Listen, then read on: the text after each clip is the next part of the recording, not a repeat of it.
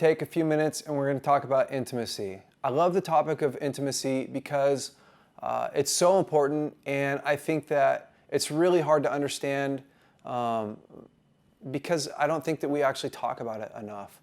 Intimacy could best be understood as into me, you see, which is exactly what it sounds like. Somebody gets to take a look, the world around you, the most important people in your life, they get to see inside of you and see what's going on.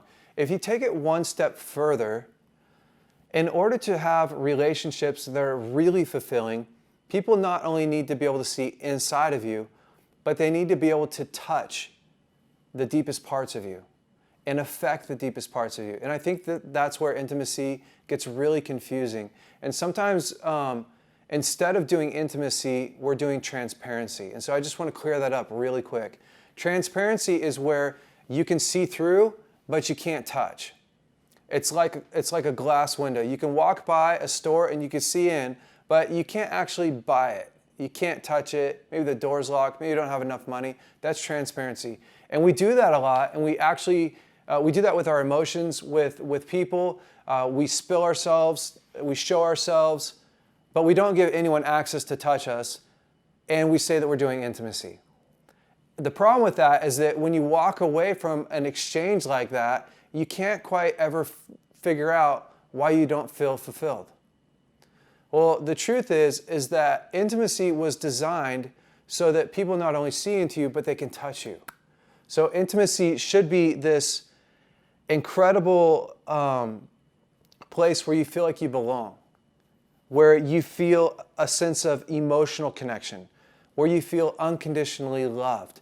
And if you're going to feel unconditionally loved in a relationship, the only way that you're going to feel that way is if you actually show somebody who you really are in the moment, in real time. Somebody that's important, that knows how to do trust. So we're not going to cover that today, but that you actually really trust and you're afraid to hurt. When you show them who you really are and they love you and accept you despite your flaws, now you know that you're unconditionally loved.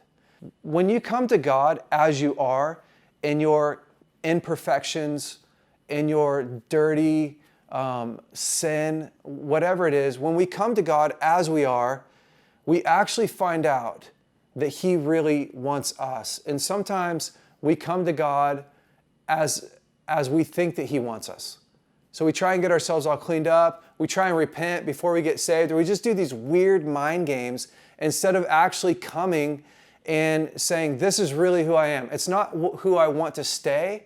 It's not what I want my character to be, but this is really who I am. And when the Lord goes, hey, I love you, I'm with you, I'm going to grow with you, there's no greater fulfillment than that. Because you know for the rest of your life, He will always be there. You know that He will always comfort you. And our relationships with people are the same, depending on the level of intimacy and the level of trust. So I want you to keep that in mind, depending on the level of intimacy and the level of trust.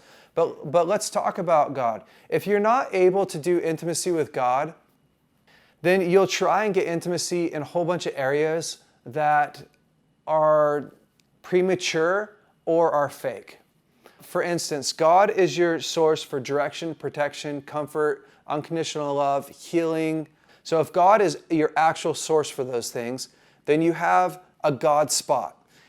God should be the center of where you get all of those needs met, because He should be your identity.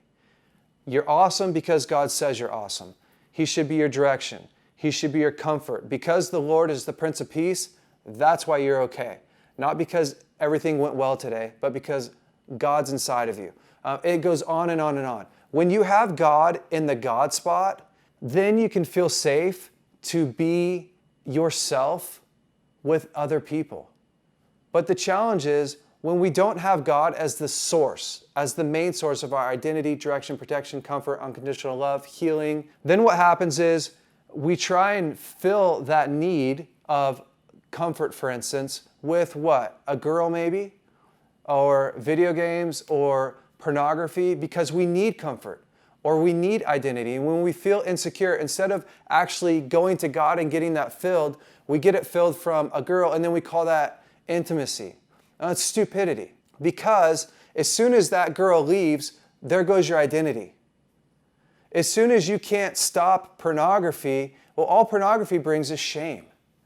And so, intimacy is supposed to kill shame.